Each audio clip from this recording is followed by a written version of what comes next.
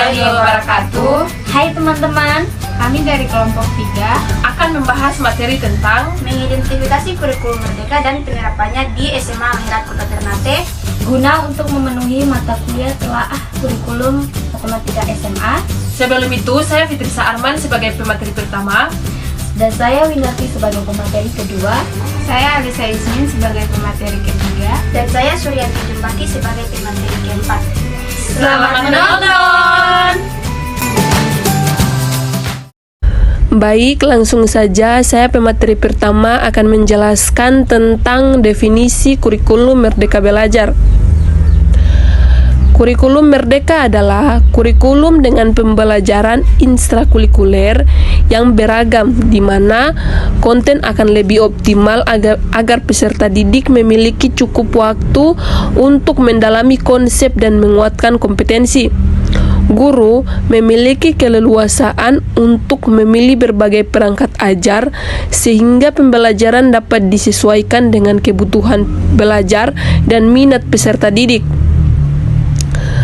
Selanjutnya, proyek untuk menguatkan pencapaian profil belajar Pancasila dikembangkan berdasarkan tema tertentu yang ditetapkan oleh pemerintah. Proyek tersebut tidak diarahkan untuk mencapai target capaian pembelajaran tertentu sehingga tidak terikat pada konten mata pelajaran. Lanjut ke poin B, konsep kurikulum Merdeka Belajar di SMA. Ada 4 pokok kebijakan baru Kemendikbud Republik Indonesia, yaitu yang pertama, ujian nasional atau UN akan digantikan oleh asesmen kompetensi minimum dan survei karakter. Asesmen ini menekankan kemampuan penalaran literasi dan numerik yang didasarkan pada praktik terbaik tes PISA, Handi dan kawan-kawan 2022. Yang kedua, ujian sekolah berstandar nasional atau USBN akan diserahkan ke sekolah. Menurut Kemendikbud, sekolah diberikan keleluasan dalam menentukan bentuk penilaian seperti portofolio, karya tulis, atau bentuk penugasan lainnya. Yang ketiga, penyederhanaan rencana pelaksanaan pembelajaran atau yang biasa kita sebut RPP.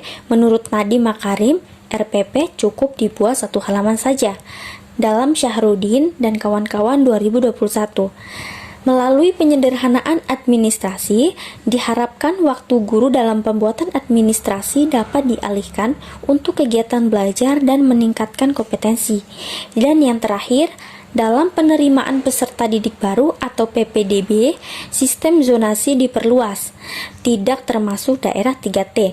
Bagi peserta yang melalui jalur afirmasi dan prestasi, diberikan kesempatan yang lebih banyak dari sistem PPDB dalam Putra dan kawan-kawan 2022.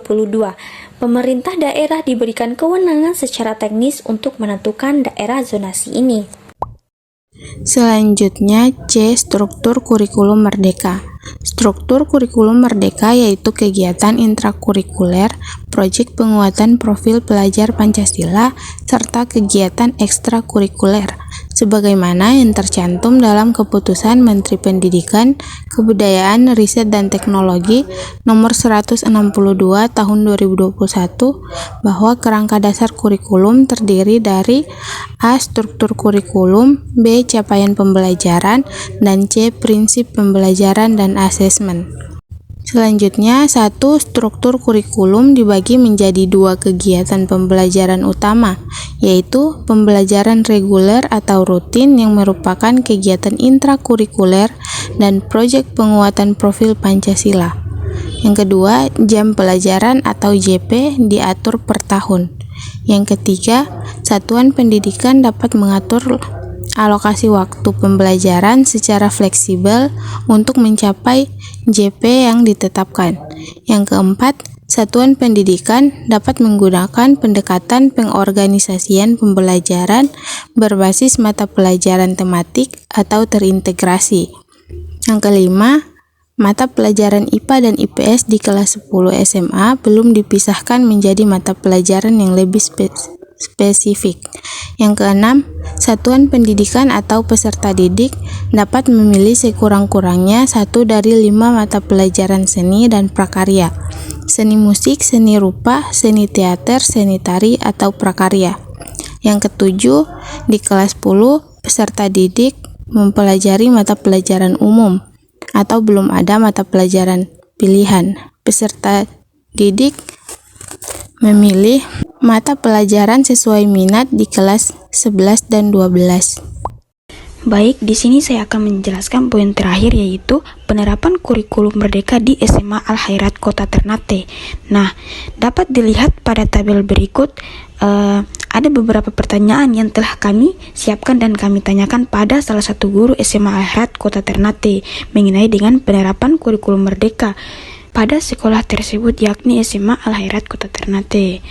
Nah, dapat dilihat pada keterangan yang berada dalam tabel tersebut itu menunjukkan bahwa penerapan kurikulum merdeka sesuai dengan penerapannya. Lebih jelas lagi, kita masuk pada kesimpulan. Jadi, berdasarkan hasil identifikasi kurikulum merdeka dan penerapannya di SMA Al-Khairat Kota Ternate, dapat disimpulkan bahwa teori yang kita pelajari tentang kurikulum merdeka sesuai dengan penerapannya. Akan tetapi, penerapan kurikulum merdeka baru diterapkan di kelas 10 karena kurikulum ini masih terbilang kurikulum baru. Sekian materi dari kelompok kami. Semoga bermanfaat. Mohon maaf apabila ada kesalahan. Akhir kata, Wassalamualaikum warahmatullahi wabarakatuh.